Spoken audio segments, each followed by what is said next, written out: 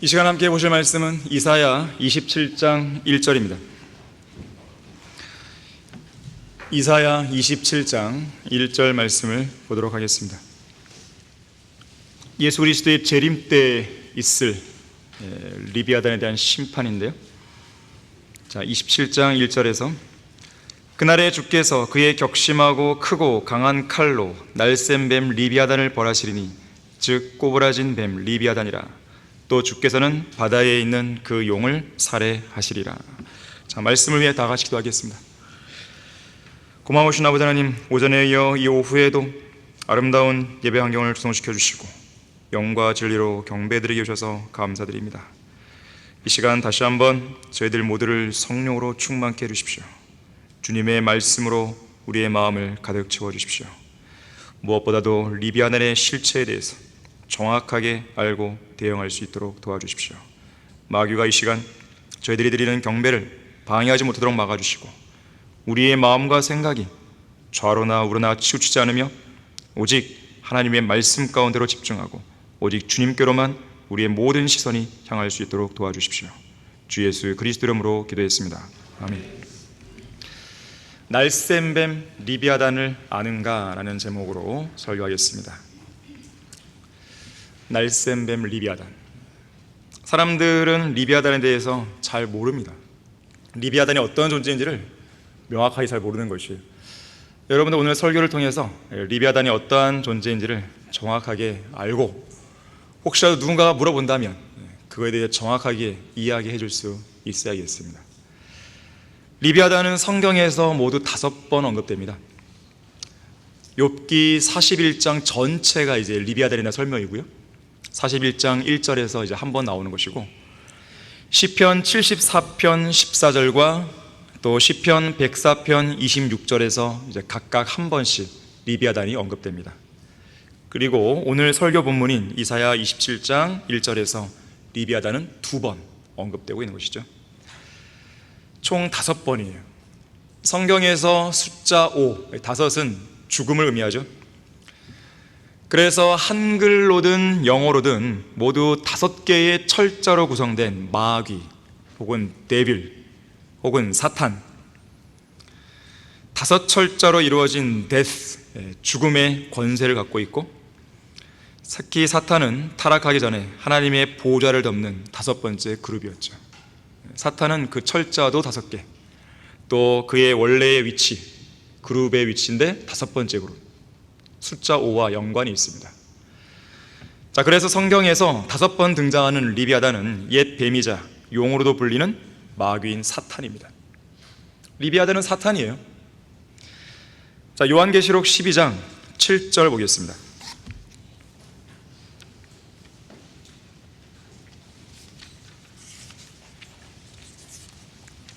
요한계시록 12장 7절에서 9절 말씀을 보게 되면 이사야 27장 1절에서 말씀했던 그 용이 나오죠. 또 하늘에 전쟁이 있으니 미카엘과 그의 천사들이 용을 대항하여 싸우고. 자, 용은 사탄입니다. 용과 그의 천사들도 싸우나 그들이 이기지 못하여 하늘에서 더 이상 있을 곳을 찾지 못하더라. 그리하여 그 큰 용이 쫓겨나니 그는 마귀라고도 하고 사탄이라고도 하는 옛 뱀 곧 온 세상을 미혹하던 자라. 그가 땅으로 쫓겨나고 그의 천사들도 그와 함께 쫓겨나더라. 분명히 이사야 27장 1절에서 리비아단은 용이라고 그랬잖아요. 꼬부라진 뱀이라고 했잖아요. 그리고 그걸 그대로 받아서 요한계시록 12장에서는 그 용이 마귀고 사탄이라고 분명하게 정의를 하고 있죠. 자, 리비아단은 사탄입니다. 이 17세기 영국의 시인 존 밀턴은 신라권이라는 책을 썼죠. 대서사시입니다. 그는 이 시에서 방금 읽은 본문에 나오는 이 전쟁을 미래의 대환란 기간이 아닌 과거에 일어난 사건으로 국한시킵니다. 사탄의 최초의 반역과 심판에 잘못 적용하는, 또 잘못 해석하는 오류를 범하는 것이죠. 그야말로 번지수를 잘못 짚은 것인데, 이 밀턴은 성경의 진리를 왜곡시키고 잘못 적용함으로써 사탄의 타락과 추방을 마치 가공된 소설이나 신화적인 이야기처럼 만들어버린 거예요. 신라권에서는요, 사탄 곧 루시퍼를 기름 부음을 받은 덮는 그룹이 아닌 천사들을 통솔하는 천사장으로 둔갑시켜버립니다. 로마 카톨릭이 지어낸 루시엘의 기원이 바로 여기에 있는 것이죠. 루시엘은 없습니다. 사람들은 이 천사의 이름에 보통 가브리엘, 미카엘, 그러니까 루시퍼도 원래 천사였는데 타락해서 사탄이 됐다, 그런 논리를 펴기 위해서 원래는 루시엘이었다 이런 말 한단 말이에요. 생판 거짓말이죠. 자, 어쨌든 그러면서 요한계시록 12장 사건이 일어난 시기를 지구가 창조되기 이전으로 밀턴은 소급해버리는 거예요. 이를테면 이런 식으로 이 신라권의 내용은 전개되는 것입니다. 어느 날 루시퍼는 예수 그리스도를 주님으로 섬기라는 하나님의 명령에 불만을 품고 반란을 일으킵니다. 잠시나마 하나님의 보좌 근처까지 접근할 만큼 거센 공격을 감행했지만 그리스 신화에 나오는 제우스처럼 예수 그리스도께서 던지신 벼락을 맞고 9일 밤 9일 낮 동안 지옥으로 던져져 정신을 잃게 돼요. 그가 다시 깨어난 후에는 악마들을 동원해서 복마전, 소위 마귀가 숨어있는 전당을 세운 뒤 하나님을 향한 복수를 다짐하는 회의를 열었고 7일 동안 모습을 숨기고 있던 사탄은 뱀의 탈을 쓰고 에덴 동산에 잠입해서 여자에게 접근하여 그녀를 미혹했고 결국 최초의 죄를 짓고 에덴 동산에서 추방되었다는 거예요. 이후 하나님께서는 천사장 미카엘을 최초의 인류에게 보내셨고 미카엘은 그들을 데리고 산 위로 올라가 인간 세상의 불행을 보여준 다음 장차 있을 예수 그리스도를 통한 구속에 관해 가르쳐주면서 신라권의 모든 꾸며낸 이야기는 막을 내리게 되는 것이죠. 이 무지한 교회들은 신라권을 가지고 기독교의 고전이니 최고의 걸작이니 찬사를 아끼지 않지만 사실 이것은 사탄에게 미혹된 밀턴이 성경을 제멋대로 왜곡시켜서 창세기에 나오는 역사적인 사실들을 상상력으로 각색하여 결국 사람들로 하여금 성경을 꾸며낸 이야기로 착각하게 만들어버린 거예요. 하지만 존 밀턴의 착각과는 반대로 요한계시록 12장은 과거 사건이 아닙니다. 교회의 휴거 이후 이 땅에 펼쳐질 환란 시대에 처음 지위를 지키지 않고 자신들의 처소를 떠난 타락한 천사들이 사탄과 함께 이 땅으로 쫓겨날 미래의 사건을 가리킵니다. 자, 성경은 사람의 마음에 악한 상상에서 나온 꾸며낸 이야기가 아닙니다. 세상의 기초가 놓인 이래로 실제 진행되어 왔고 또 앞으로도 실제로 이루어질 역사 책임을 기억해야 되는 것이죠. 그래서 사도 바울은 디도서 1장 14절에서 유대인들의 꾸며낸 이야기와 진리에서 벗어난 사람들의 계명들에 귀를 기울이지 못하게 하라고 경고하고 있습니다. 자, 그런가 하면 17세기 영국의 정치 철학자 토마스 홉스는 하나님의 존재를 부인한 유물론자였는데 이 사람은 리바이어던이라고 하는 책을 하나 씁니다. 리바이어던, 말 그대로 리비아단입니다. 사탄인 것인데 일종의 국가론에 관한 쓴 책입니다. 요지는 뭐냐면 국민들이 사회 계약설에 따라 사회적인 합의에 의해서 국가를 세웠는데 이 국가가 일종의 리비아단 같아서 괴물처럼 국민들을 억압할 수 있다고 말한 거예요. 토마스 홉스는 사탄이 어떤 존재인지를 모르는 거죠. 리비아단이 어떤 존재인지를 모르는 거예요. 왜 하필 국가를 사탄에 빗대어 말한단 말이에요. 그는 사탄을 하나의 인격체로 본 것이 아니라 어떤 사악한 집단이나 악에 대한 관념 정도로 이해한 것이죠. 철학에 노략질당한 모든 학자들의 특징이 바로 이와 같습니다. 그들은 철학에 노략질당한 결과 마귀에게 미혹당한 것이죠. 자, 이렇듯 사탄은 자신의 실체를 숨기는 데 능숙한 존재입니다. 사탄의 강력한 미혹에 잠식되어 있는 세상은 리비아단의 실체를 올바르게 인식하지 못하는 거예요. 기독교계의 배교한 교회들, 목사들, 신학 교수들, 고등 비평가들 다 마찬가지입니다. 그래서 사탄은 변개된 성경들을 통해서 자신의 실체를 완벽하게 숨깁니다. 예를 들면 욥기 41장 1절의 경우에 바르게 보존된 한글 킹제임 성경은 내가 갈고리로 리비아단을 끌어낼 수 있겠느냐, 또한 끈으로 그의 혀를 맬 수 있겠느냐라고 바르게 번역하고 있지만 변개된 개혁성경은 리비아단을 악어로 번역하죠. 내가 능히 낚시로 악어를 낚을 수 있겠느냐? 노끈으로 그 혀를 맬 수 있겠느냐? 쉬운 성경, 현대인의 성경 등 다 마찬가지로 악어 내지는 악어처럼 생긴 바다 괴물로 변개시킵니다. 자, 날쌘뱀 리비아단의 정체에 대해 정확하게 알고 올바로 대응해야 됩니다. 자, 첫째로 리비아단은 앞서 언급했듯이 옛 뱀이자 용이지 사탄이지 악어나 공룡이 아닙니다. 배교한 근본주자들과 보수주자들은 리비아단을 악어, 하마, 코끼리로 만들었고요. 헨리 모리스 같은 창조과학자들이나 정동수의 무리들은 공룡으로 둔갑시켜버리죠. 정동수는 리비아단을 이제 음력했지만 설명할 때는 공룡을 해석합니다. 원래 정동수 흠정역의 초판에는요 공룡으로 번역됐었어요. 처음에는요. 그러다가 이제 바꾼 거죠. 이상하니까. 근데 또 설명은 또 공룡으로 설명합니다. 자, 욥기 41장을 보겠습니다. 자, 리비아단의 실체를 가장 잘 보여주는 장이죠. 41장 전체가 그렇습니다.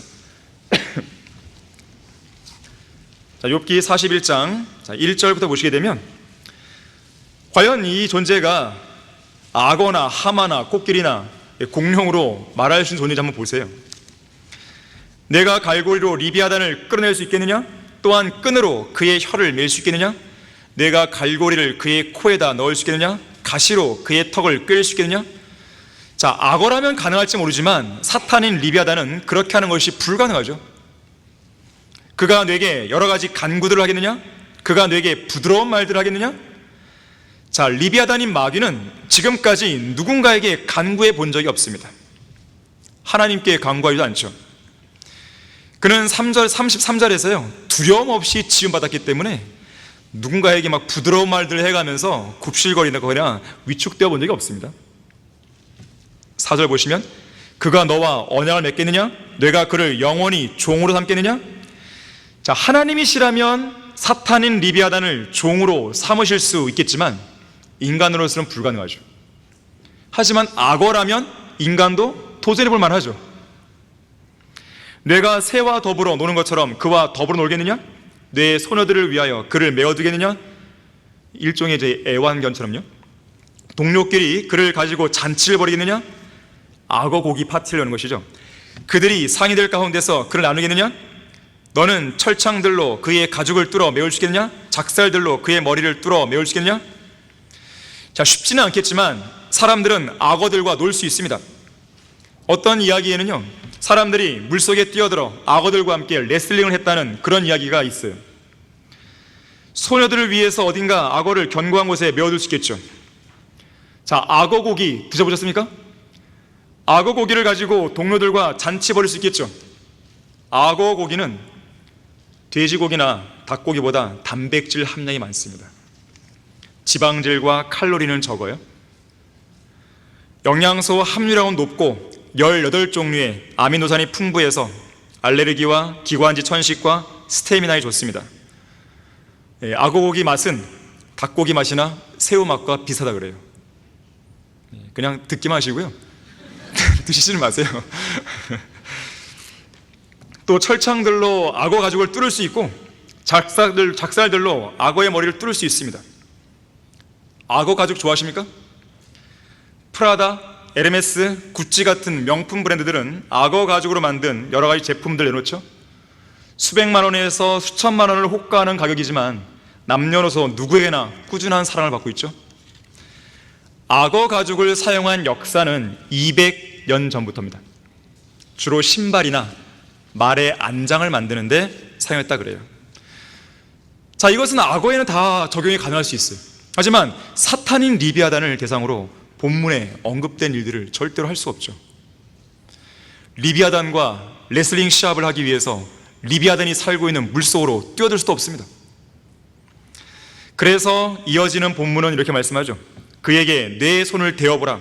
싸움을 상상해보고 다시는 하지 말지니라. 보라, 그에 대한 소망이 헛되니 사람이 그를 보기만 하여도 기가 질리지 않겠냐? 아무리 사나워도 감히 그를 격동시킬 자가 없으니 누가 내 앞에 설 수 있겠느냐? 자, 리비아단 앞에서 설 수자가 없다면 하물며 리비아단을 만드신 하나님 앞에서는 누가 서겠냐 이거예요. 누가 내게 앞섰다고 내가 그에게 갚아야겠느냐? 온 하늘 아래에 있는 것은 무엇이든지 내 것이니라. 하나님의 위대하심을 드러내는 겁니다. 자, 이렇듯 욥기 41장은 리비아단의 정체가 무엇인지를 분명하게 보여주는 거예요. 특히 여기 이어지는 12절부터 24절은 특히 그렇습니다. 왜냐하면 리비아단의 외모를 보여주기 때문에 그렇습니다. 나는 그의 지체들이나 그의 힘이나 그의 잘생긴 부분에 대하여 숨기지 아니하리라. 여러분은 악어를 보면서 참 잘생겼네 이런가요? 누가 그의 외피의 생김새를 찾아내겠느냐? 누가 두겹 재갈을 가지고 그에게 다가갈 수 있겠느냐?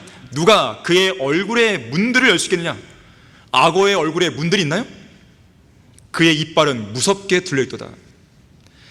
자, 리비아단의 외모나 생김새와 관련해서 14절에서는 얼굴에 문들이 있고 이빨은 무섭게 둘려있어요.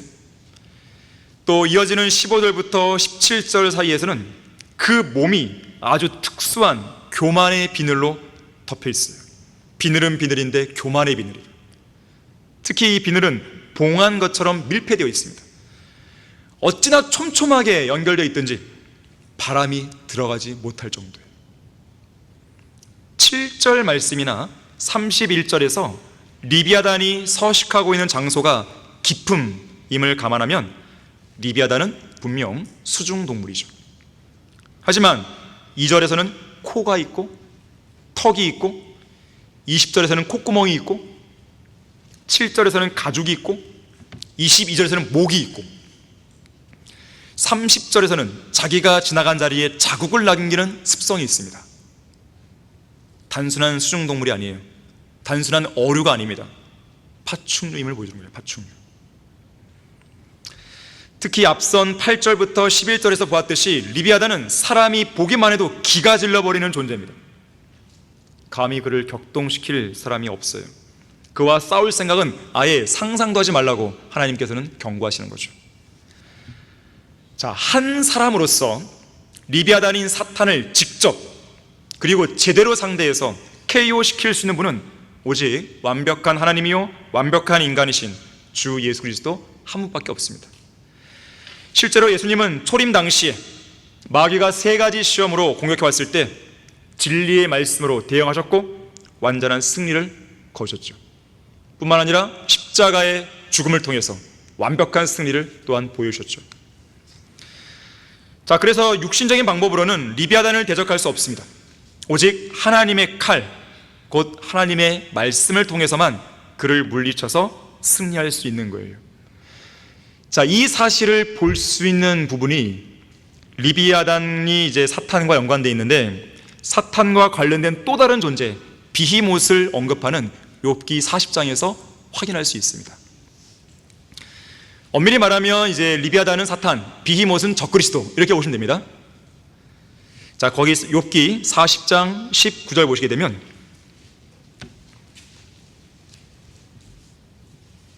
그는 하나님의 길에서 으뜸이며, 자, 비히못을 가리켜서 하나님의 길에서 으뜸이라고 했습니다. 그를 만든 이가 자신의 칼로 하여금 그에게 다가가게 하시는 거죠. 하나님의 칼, 하나님의 말씀, 이 말씀으로 비히못을 다루는 것이죠. 적그리스도를 다루고 리비아단을 다루고 또 사탄을 다루는 것입니다. 특히 히브리서 4장 12절은 우리에게 이렇게 말씀하죠. 하나님의 말씀은 살아있고 능력이 있어 양날이는 어떤 칼보다도 예리하여 혼과 영 그리고 관절과 골수를 찔러 가르고 마음의 생각들과 의도들을 판별한다 그랬어요.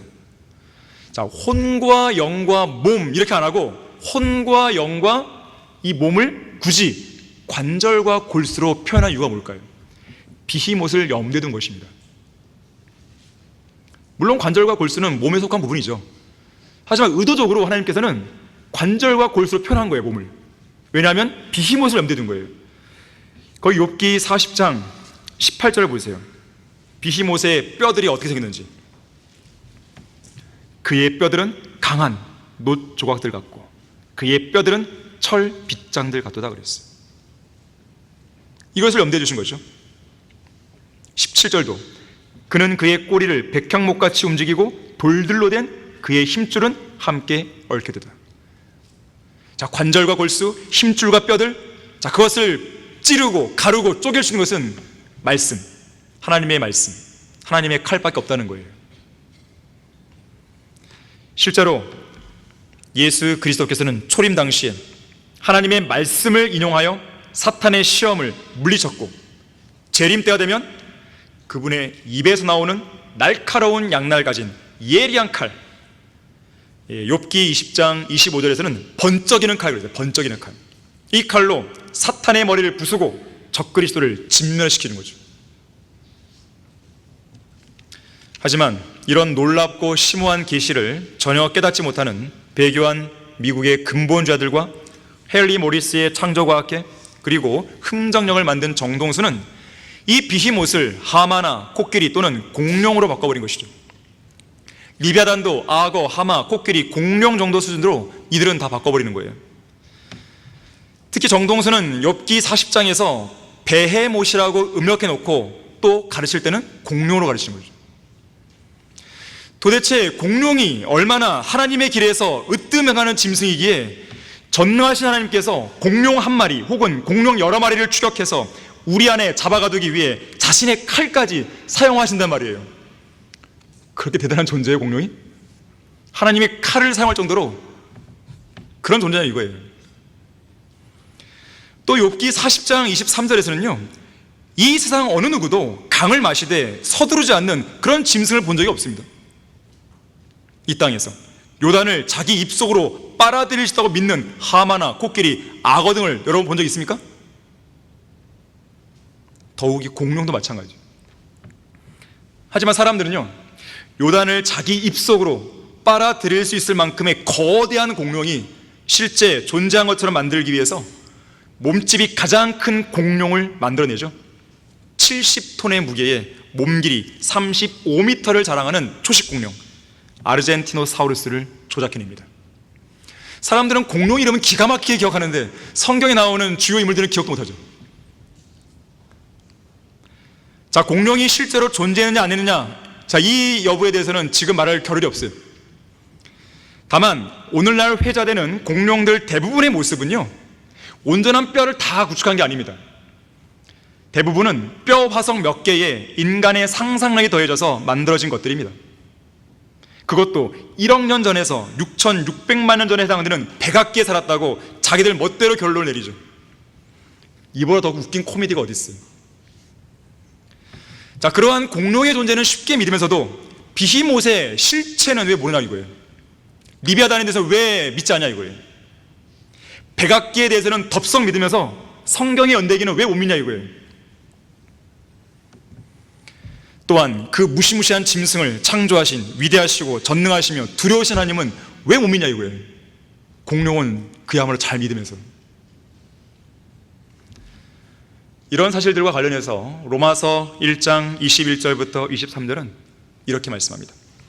이는 하나님을 알되 하나님께 합당한 영광을 돌리지 아니하고 감사치도 아니하며 도리어 그들의 상상들이 허망하여지고 그들의 어리석은 마음이 어두워졌기 때문이니 그들은 스스로 현명하다고 말하나 우둔하게 되었고 썩지 아니하는 하나님의 영광을 썩어질 사람의 형상과 새들과 네 발 달린 짐승들과 기어다니는 것들과 같은 형상으로 바꾸었도다. 왜 그렇게 진화론 자가 되려고 해서 원숭이를 인간의 조상으로 만들려는지, 굳이 왜 그래야 되는 것인지 참으로 바보 같은 사람들이죠. 자, 하나님께서는 우리에게 하나님의 형상대로 창조하셨잖아요. 얼마나 존귀함을 입혀줬습니까? 그런데 그러한 존귀함을 원숭이의 후손이라고 만들어버리면 어떻게 되는 거예요 도대체? 자, 날쌘뱀 리비아단의 정체에 대해 정확하게 알고 올바로 대응해야 됩니다. 두 번째로요, 리비아단이 살고 있는 장소는 이 땅이 아닙니다. 지구에 있는 바다가 아니에요. 저 하늘에 있는 깊음입니다. 깊음. 둘째 하늘과 셋째 하늘 사이에 있는 그 깊음, 일명 유리바다 속에 살고 있는 것이죠. 자, 욥기 41장 18절 보세요. 그의 재채기로 인하여 빛이 비치며 그의 눈은 아침에 눈꺼풀 같고 그의 입에서는 타는 등불들이 나오며 불똥이 튀는도다. 그의 콧구멍에서는 연기가 나오니 마치 끓는 솥이나 가마솥에서 나는 것 같도다. 그의 숨결로 숯불을 피우며 화염이 그의 입에서 나오는도다. 자, 숨결로 숯불을 피웁니다. 뭐가 떠오릅니까? 담배를 피우는 게 떠오르죠. 리비아단은 담배를 피우는 것과 밀접한 관련이 있습니다. 그래서 사탄인 리비아단을 숭배하는 북아메리카 인디언들은요, 이 평화의 담뱃대라 그래갖고 서로 간의 이 화친의 상징으로 이 담뱃대를 서로 돌려가며 피우게 됩니다. 우리는 하나야. 우리는 화평해야 돼. 화목해야 돼.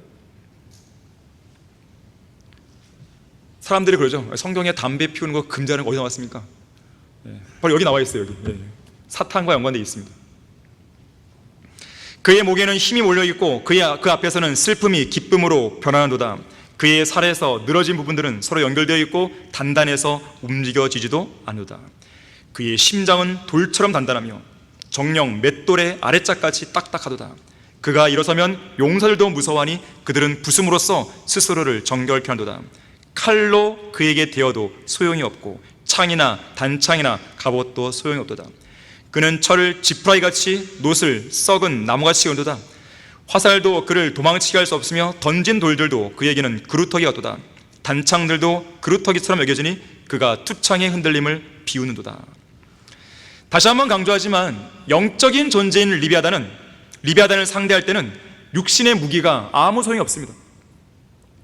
오직 하나님의 칼인 하나님의 말씀으로만 리비아단을 제압할 수 있는 거예요.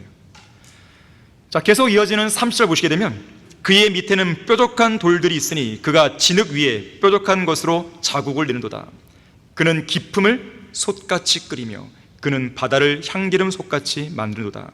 그는 자기 뒤에 빛을 내는 길을 만드나니 보는 사람이 기품을 회백색이라고 생각하는도다.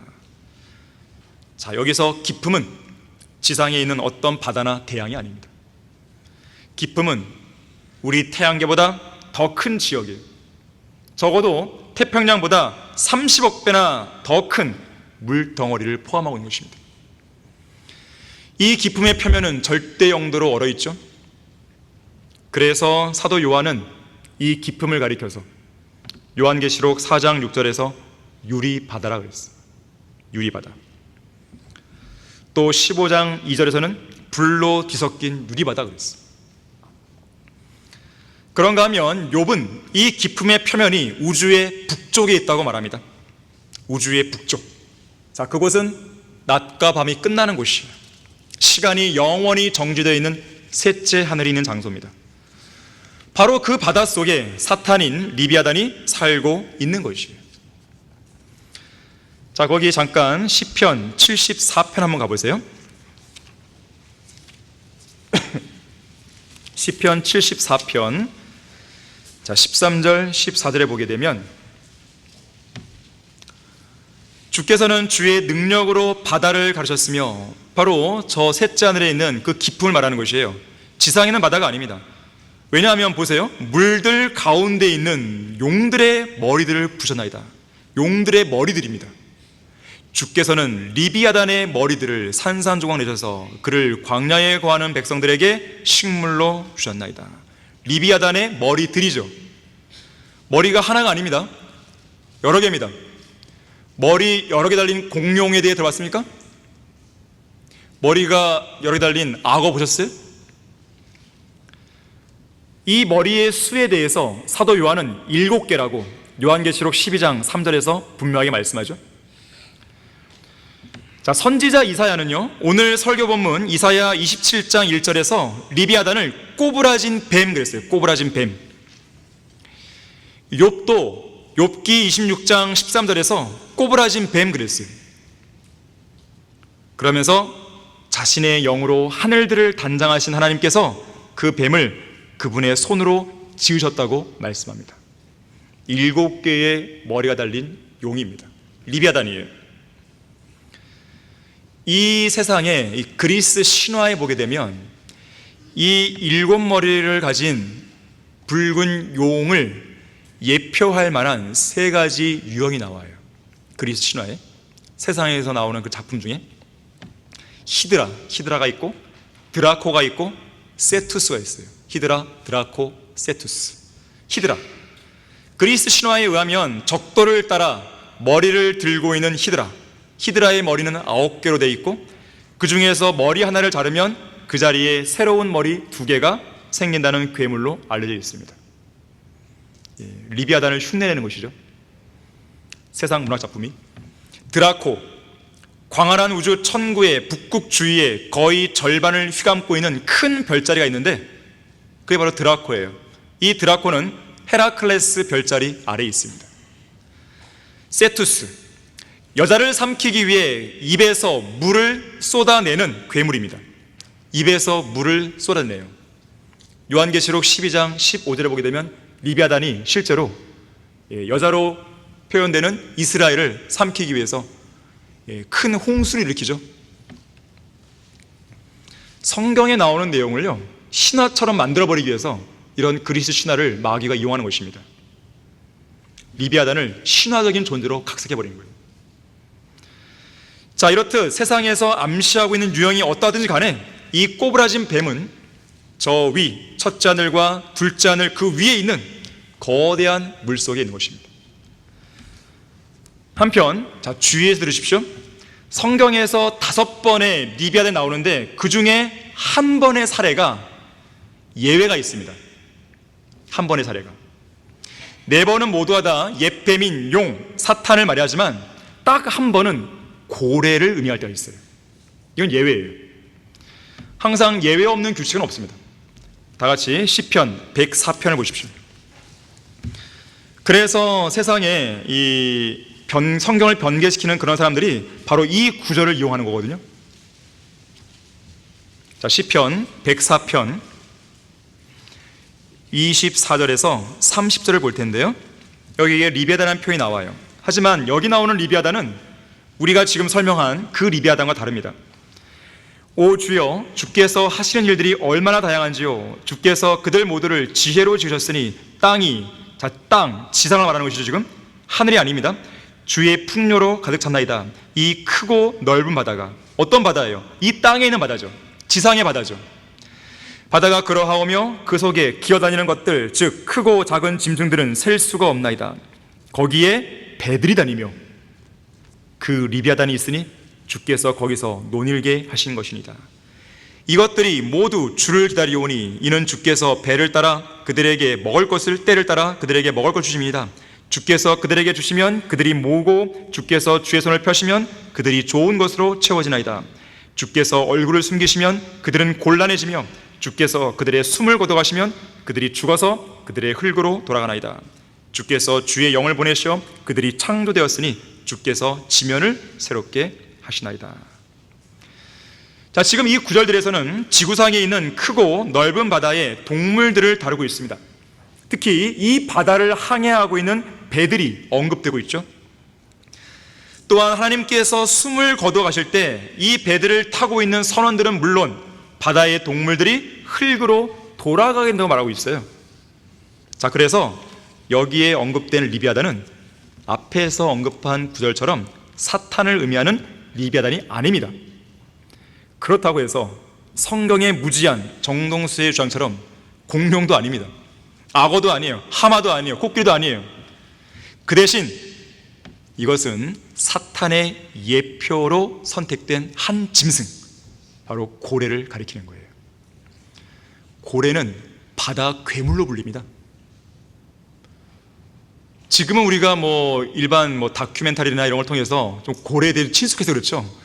처음 고래를 딱 보면 어떨까요? 이거 너무 무섭죠. 바다 괴물입니다. 그래서 고래가 리비아단으로 불릴 수도 있는 거예요. 딱 한 번의 예외적인 용례입니다. 이와 연관해서요, 예레미야 애가 4장 3절에서 바다 괴물들일지라도 젖을 꺼내 자기 새끼들에게 빨리거늘, 누굴 말하는 거예요? 고래죠. 고래는 포유류입니다. 어류가 아니죠. 하도 독특한 물고기이기 때문에 이 창세기 1장 21절에서는 너무나 독특해서 다른 물고기들로부터 따로 구별해서 개별적으로 고래라는 명칭이 나오는 거죠. 성경에서 가장 처음 나오는 동물 이름입니다. 고래. 자, 예외 없는 법칙은 없어요. 저 셋째 하늘의 밑에 있는 그 깊음, 그 속에 있는 리비아단을 예표하기 위한 존재로 이 땅에 하나님께서는 바다 괴물로 불리는 고래를 두신 겁니다. 구분해야죠. 고래와 리비아단은. 고래는 하나의 예표일 뿐입니다. 결국 공룡이나 악어나 하마가 아니에요. 15세기, 16세기 신항로 개척이나 신대륙 발견이 활발하게 진행되던 대항해 시대에 크리스토퍼 콜럼버스가요 1492년 커다란 배를 타고 대서양을 건너갑니다. 아메리카 대륙으로 향하고 있었어요. 그러던 중에 배가 갑자기 무언가 큰 물체에 붙잡힌 듯 꼼짝도 하지 않는 바람에 사람들은 두려웠습니다. 혹시 바다의 용이 아닌가? 바다의 용에게 사로잡힌 줄 알고 선원들은 겁먹었어요. 그리고 갑판 위에서 시퍼런 바다를 들여다봤지만 붉은 용은 없었습니다. 이후 콜럼버스는요 본국으로 돌아갔을 때 이렇게 말하죠. 여러분, 한 가지 알려드릴 뉴스가 있습니다. 용에 관한 한 성경이 틀렸습니다. 바다 그 어디에도 용은 없습니다. 그 이후로 과학자들은 용 이야기만 나오면 상상 속에 신화적인 존재에 지나지 않는다고 말하면서 성경은 미신적인 책이야라고 비웃기 시작했어요. 하지만 리비아단은 거기 없죠. 그 바다가 아니죠. 저 둘째 하늘과 셋째 하늘 사이에 있는 그 깊음, 거기에 있는 거예요. 꼬부라진 뱀, 그 붉은 용이 용트림을 거기서 하고 있는 것이죠. 러크만 목사님의 설명에 따르면 이 용은 몸 길이가 무려 56만 킬로미터, 몸통 굵기가 640km, 7머리를 가지고 있고 온몸이 치밀하고 단단한 비늘에 덮인 채로 붉은색을 띠고 있고 입에서는 연기가 나온다 그랬어요. 그런데요, 그 사탄이 어떤 한 사람 안으로 딱 들어가기도 하잖아요. 거대한 리비아단이 어떤 크기나 부피에 제한받지 않고 축소에 들어올 수 있는 것이에요. 어떤 사탄적인 사람을 딱 봤을 때 그 안에 리비아단이 있다고 생각해 보세요. 정말 무시무시한 존재죠. 날쌘뱀 리비아단의 정체에 대해 정확하게 알고 올바로 대응해야 됩니다. 마지막 세 번째로 다시 욥기 41장 돌아오셔서요 33절 34절에 따르면 자, 리비아단은 모든 교만의 자식들을 다스리는 왕이라 그랬습니다. 교만한 사람들이 바로 여기에 속해 있는 것이죠. 욥기 41장 맨 마지막 두 구절 보시면 땅 위에는 그같이 생긴 것이 없나니 그는 두려움 없이 지음을 받았도다. 그가 모든 높은 것들을 바라보니 그는 모든 교만의 자식들을 다스리는 왕이니라 하시니라. 여기 지금 33절을 주목해 봤습니까? 땅 위에는 그같이 생긴 것이 없다 그랬어요. 리비아단을 악어, 하마, 코끼리, 공룡이라고 성경을 변개시키거나 억지로 끼워 맞추라는 사람들은 이 말씀 앞에서 부끄러움을 당하는 것이죠. 땅에는 없다고요. 이곳 지구상에서는 리비아단을 발견할 수가 없는 것입니다. 리비아단은 둘째 하늘 위쪽 그 깊음 속에서 유유히 헤엄을 치고 있는 것이죠. 하지만 그렇다고 해서 그곳 물속에만 갇혀 있는 게 아닙니다. 이 땅으로 내려와 여기저기 두루 다니기도 하고 하늘들 위아래로 자유로이 왔다 갔다 하기도 하는데 특히 이 땅에서는 울부짖는 사자처럼 삼킬자를 찾아 두루 다니는 것이죠. 리비아단은 두려움 없이 지음 받았을 만큼 매우 강력한 존재입니다. 사탄은 인간이 쉽게 다룰 수 있는 그런 존재가 아니에요. 사람들은 사탄을 되게 우습게 여깁니다. 여러분 옛날에 그 만화 중에 톰과 제리라는 만화 혹시 아십니까? 톰과 제리, 이 앙숙관계잖아요. 톰이 괴롭히긴 하지만 맨날 당하는 건 톰이죠, 고양이. 그런데 이 톰에게 복수하기 위해서 제리가 막 계략을 짭니다. 그때에 그 만화에서 어떻게 표현하냐면 한쪽에는 천사 제리가 등장하고 한쪽에서는 삼지창을 든 뿔 달린 마귀 제리가 나옵니다. 그러면 둘이 막 싸우죠. 싸우다가 천사 제리가 마귀 제리를 딱 제압하죠. 그래서 착한 일을 한다, 뭐 이런 내용이잖아요. 그러니까 마귀의 존재를 단지 그런 놈들로 생각하는 거예요. 사람들이 쉽게 다룰 수 있는, 전혀 잘 모르는 것이죠, 그 사람들은. 그래서 그들은 마귀에게 이미 삼켜진 것입니다. 마귀는 온 우주에서 전능하신 하나님 다음으로 능력이 있고 지혜로운 존재입니다. 마귀는 전능하진 않지만 능한 존재예요. 전지하진 않지만 지혜로운 존재입니다. 마귀는 노아와 같은 믿음의 사람을 술에 취하게 하는 데 있어서 아무 문제가 없었습니다. 마귀는 우리 같은 인간을 다루는데 전혀 문제가 없어요. 어려워하지도 않습니다. 무려 6,000년간의 그 경험들이 있는 거죠. 온 세상을 미혹해 왔잖아요.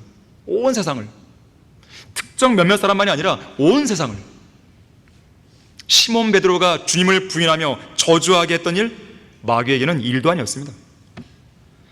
마귀에게 있어서는 우리는 스파링, 곧 연습 상대조차 못 되는 거예요. 마귀는 하나님의 마음에 맞는 다윗 왕이 간음과 살인을 저지르도록 하는 데 있어서 아무 어려움도 없었습니다. 마귀는 우리를 단 한 방에 날려보낼 수 있는 거예요. 마귀를 우습게 봐서는 안 됩니다. 그렇다고 마귀를 두려워할 필요는 없어요. 우리는 주님 안에 있기 때문에, 주님의 능력으로 싸우기 때문에. 마귀는 조직적인 군대와 세력을 운영하고 있고, 마귀는 뛰어나게 지적이고 합리적이고 과학적인 논리와 설득력을 갖추고 있습니다. 특히 마귀는, 리비아단은 오늘 본문에서는 모든 교만의 자식들을 다스리는 왕이라고 했어요. 자, 리비아단의 그 교만, 마귀의 그 교만은 그의 시기심에서 비롯됐어요. 34절에서 이 리비아단은 모든 높은 것들을 바라봅니다. 가장 높은 자리를 차지하고 싶어하는 존재죠.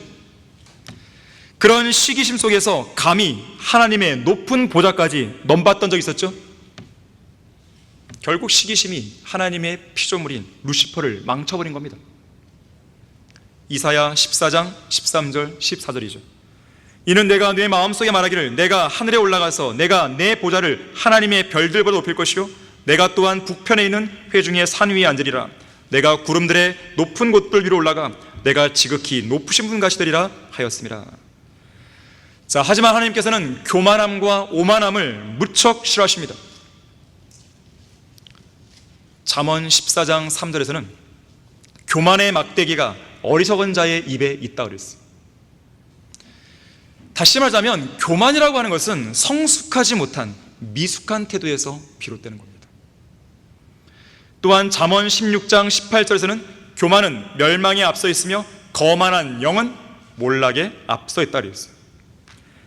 또 시편 4절에서는 악인들이 하나님을 찾지 않는 그 원인이 바로 교만 때문이라고 했습니다.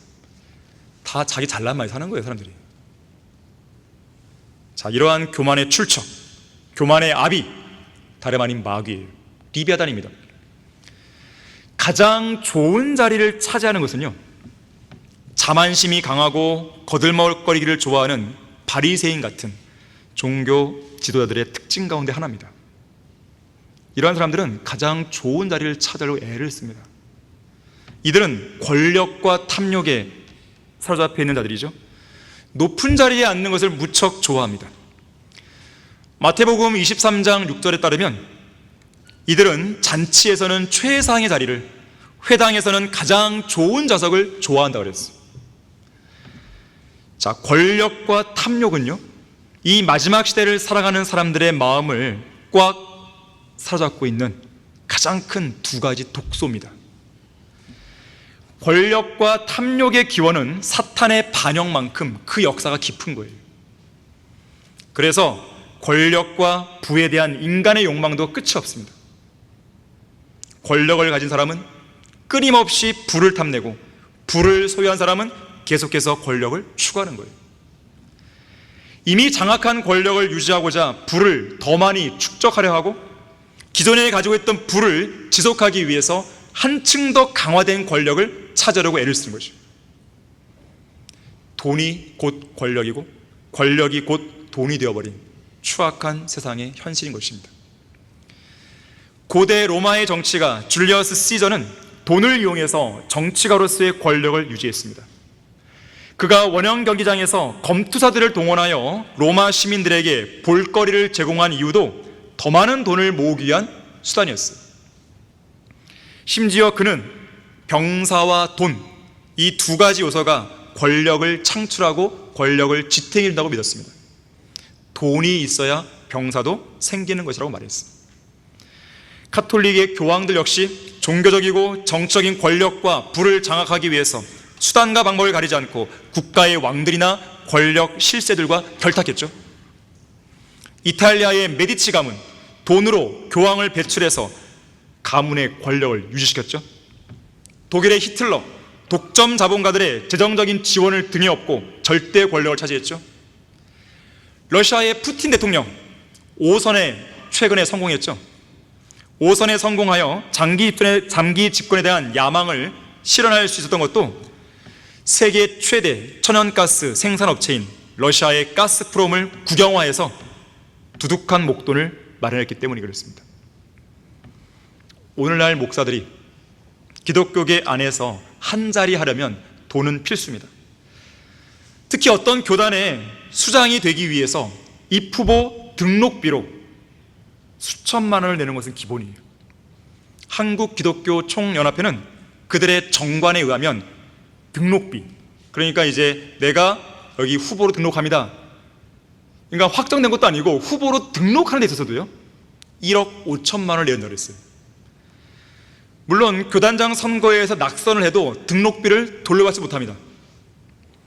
자, 이러한 재정적인 손실 위험을 감수하고 입후보 신청 등록을 할 무모한 목사가 있을까 싶겠지만, 권력과 탐욕을 추구하려는 인간의 본성은 그만큼 인간을 한없이 어리석고 추하게 만들어버리는 거예요. 잠깐뿐인 쾌락을 추구하기 위해서 영원한 불못도 마다하지 않는 존재가 인간 아니에요? 이 홍대는 특히 그런 것 같아요. 예수 그리스도를 믿지 않으면 지옥 간다 그러면 지옥 갈게요, 이 말을 아주 입벌성을 합니다. 그게 인간이에요. 자, 후보 등록비가 이렇게 많이 들다 보니까 대형교회 목사가 아니고서는 교단장이 되는 것은 꿈도 꿀 수 없습니다. 왜냐하면 그 재원이 교인들의 헌금을 통해 마련되기 때문에 그렇습니다. 실제로 많은 헌금 액수와 교회의 자산을 자랑하는 여의도 순복음교회 이영원 목사는 2014년 9월 대표회장에 당선될 당시에 단독으로 출마했고 등록비 1억 원을 내므로써 단 한 명의 경쟁자도 없이 무혈 입성했다고 그래요. 길어야 2년 만기인 그 권력을 차지하겠다고 수천만 원에서 수억 원대의 헌금을 함부로 쓰는 것이죠. 과연 그들은 누구를 위해 헌금을 걷고 누구를 위해 헌금을 쓴단 말이에요?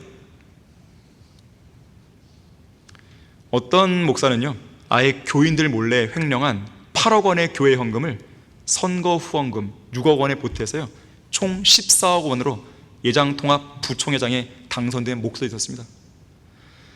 이런 자들에게 성경은 화가 있을 거라고 경고하죠. 그들에게 화 있으리라.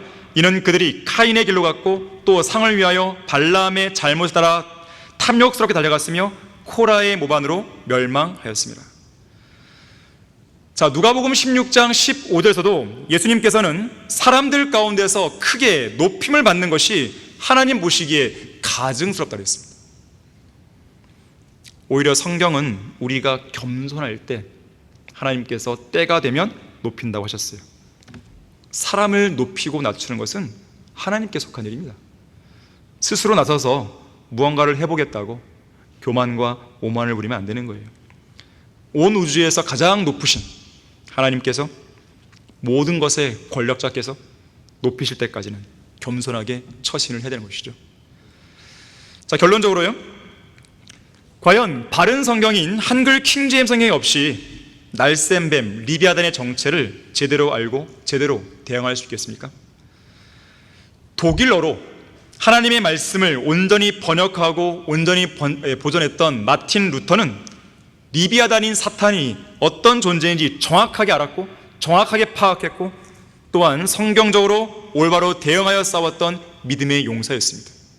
마틴 루터는 리비아단의 실체를 정확하게 안 거예요. 이런 사실은 그가 1529년에 작사 작곡한 내주는 강한 성요라는 찬송에 잘 드러나 있죠. 초림 당시 예수 그리스도께서는 항상 깨어있는 파수꾼처럼 이곳 지상에서 자신의 대적인 마귀를, 리비아단을 매일 매순간 인지하고 의식하며 사셨습니다. 어떤 특정한 사건이 일어났을 때는 겉으로 드러난 정황만 보시지 않고 또아리를 틀고 있는 뱀처럼 그 배후에 도사리고 있는 마귀들의 간교한 계략들에 대해 주목하셨어요. 날쌘뱀 리비아단의 활동을 정확하게 간파하신 것입니다. 육신으로 나타나신 하나님께서, 예수 그리스도께서 그러한 경계심을 늦추지 않았다면 하물며 우리들은 얼마나 더 늦추지 말아야겠습니까? 우리의 사령관께서 보여주신 것처럼 정신을 차리고 깨어 있으면서 마귀들의 존재와 활동을 항상 의식하며 살아야 되는 것이에요. 우리의 대적 마귀가 지금 이 순간도 호시탐탐 여러분 한 사람 한 사람을 노리고 있다는 것을 유념해야 됩니다. 자신이 지금 영적 전쟁을 치르고 있다는 것을 모르는 성도는 절대로 사탄을 이길 수 없어요. 울부짖는 사라처럼 삼킬일절 찾아 두루다니는 마귀는 우리의 인생을 파멸시키기 위해서, 우리의 가정을 파멸시키기 위해서, 우리의 교회를 파멸시키기 위해서, 우리의 사역을 파멸시키기 위해서 수단과 방법을 가리지 않고 총력을 기울이고 있습니다. 그렇다면 우리도 총력을 다해서 막아야죠. 방어해야 되죠. 다시 말하자면 영적 전쟁에 무지하면 우리의 대적 마귀는 식은 죽 먹기보다 더 수월하게 여러분을 장악할 것입니다.